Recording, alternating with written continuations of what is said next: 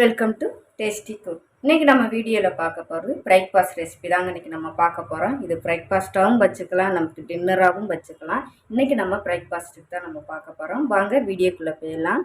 வீடியோக்குள்ளே போகிறதுக்கு முன்னாடி டேஸ்டி குக்கை சப்ஸ்கிரைப் பண்ணுங்கள், சப்போர்ட் பண்ணுங்கள்.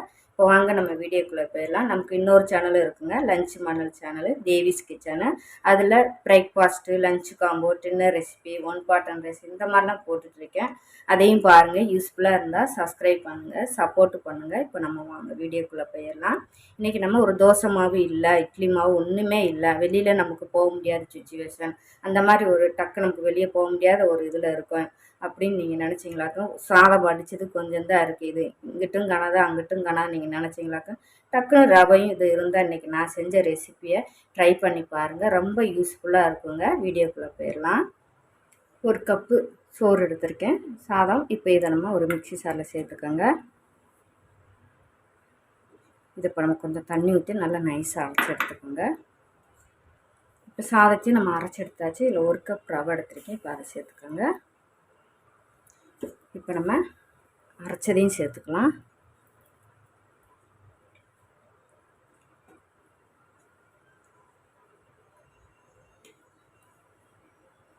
இது கூட 1/4 கப்பு தயிர் சேர்த்துக்கோங்க. இப்போ தேவையான அளவுக்கு உப்பு சேர்த்துக்கோங்க.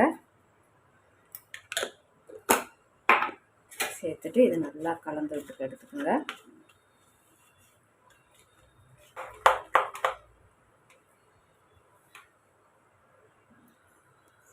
இப்போ இதை நம்ம நல்லா கலந்து விட்டாச்சு. இப்போ இதில் ஒரு 10லேருந்து நம்ம ஒரு 15 நிமிஷம் கூட நம்ம மூடி போட்டு வச்சுக்கலாம். நல்லா ரவா அப்போ தான் நமக்கு நல்லா ஊறி இட்லிக்கு நல்லா சாஃப்டாக இருக்கும்.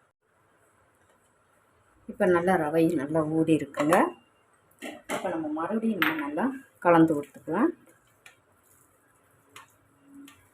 தண்ணி வேணால் கலந்துக்கோங்க. கலந்துட்டு நம்ம இட்லி பாவு மாதத்துக்கு கிண்டி எடுத்துக்கோங்க. இதில் 1/4 டீஸ்பூன் சோடா, ஆப்ப சோடா சேர்த்துக்கோங்க. இப்போ நம்ம நல்லா இட்லி மாவு பாதத்துக்கு இந்த அளவுக்கு இருக்கணுங்க. இட்லி பாத்திரம் எடுத்துக்கோங்க. அதில் கொஞ்சம் கொஞ்சமாக எண்ணெய் விட்டு தடவிட்டு இப்போ இதில் இட்லி ஊற்றி எடுத்துக்கலாம்.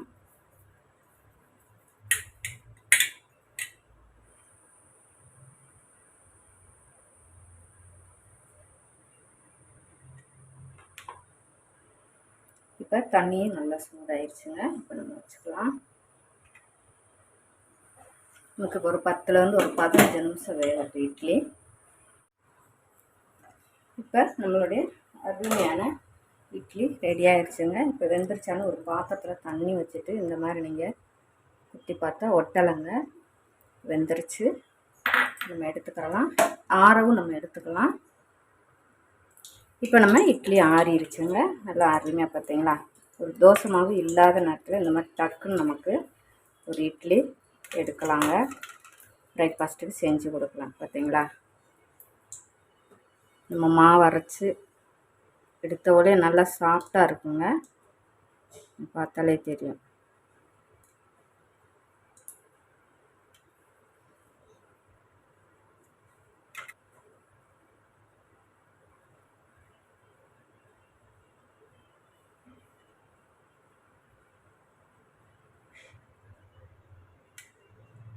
நான் இதுக்கு சிக்கன் கறி இருந்ததுனால நான் எடுத்து வச்சுருக்கேங்க. நீங்கள் உங்கள்கிட்ட சட்னி இதெல்லாம் இருந்தால் நம்ம வச்சுக்கலாங்க. ஒரு தேங்காய் சட்னி, வேர்க்கடலை சட்னி, ஒரு கார சட்னி, எதுனாலும் அதெல்லாம் நம்மளுடைய ஆப்ஷன் தாங்க. நான் இப்போ என்னட்டு சிக்கன் கிரேவி இருந்ததுனால நான் அதை எடுத்து வச்சுருக்கேன்.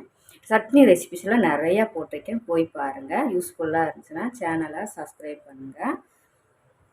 இட்லி நல்லா இருக்குங்க. ஒரு தோசை மாவு இல்லைன்னா இந்த மாதிரி கொஞ்சம் சோறு இருந்துச்சுனாக்கு டக்குன்னு நமக்கு ஒரு பிரேக்ஃபாஸ்ட்டுக்கும் செய்யலாம், டின்னருக்குமே செய்யலாங்க. சாதம் மதியானம் மீதமாயிருச்சு, கொஞ்சம் தான் இருக்குது, இங்கிட்டும் காணாது அங்கிட்டும் காணாதுன்னு நீங்கள் அந்த சோறை போட்டு கொஞ்சம் வீட்டில் எல்லார் வீட்டும் ரவை இல்லாத வீடு இருக்காதுங்க. இந்த மாதிரி ரவை இருந்தால் சோறு காணாமல் வந்து இந்த மாதிரி இன்றைக்கி நான் செஞ்ச ரெசிப்பியை ட்ரை பண்ணி பாருங்கள். அடிச்சிக்கவே முடியாதுங்க. இட்லி தோற்று போகும். நம்ம அரிசி மாவு ஆட்டி சுட இட்லி தோற்று போகும், அந்த மாதிரி பஞ்சு பஞ்சுன்னு இருக்கும்.